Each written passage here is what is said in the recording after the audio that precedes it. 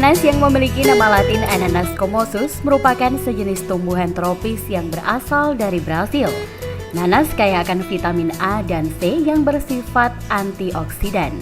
Selain itu juga mengandung kalsium, fosfor, magnesium, mangan, zat besi, tiamin, natrium, kalium, gula buah atau sukrosa, serta enzim bromelain, suatu enzim protease yang bekerja sebagai pemecah protein.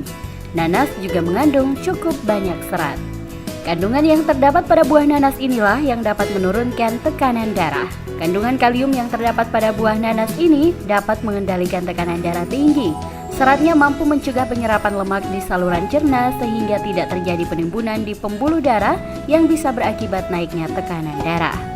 Enzim proteolitik pada nanas menghambat penyerapan lemak dalam saluran pencernaan sehingga terbuang bersama feses.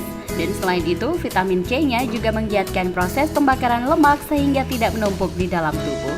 Kandungan serat dan vitamin C pada nanas dapat membantu sembelit dan menghambat penyerapan lemak untuk kemudian dibuang keluar tubuh dan juga mengatasi perut kembung. Nanas mengandung bromelain, sebuah zat yang mampu membantu memecah makanan sehingga dapat mengurangi kembung dalam perut. Selain itu, bromelain juga efektif untuk mengurangi peradangan setelah operasi.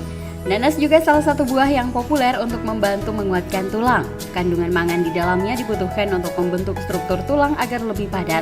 Anda bisa memperoleh 73% kebutuhan mangan dengan mengkonsumsi nanas dalam sehari.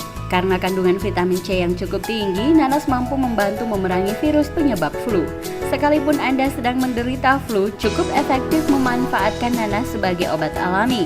Adalah bromelain di dalam nanas yang membantu melancarkan dahak sehingga batuk lekas sembuh.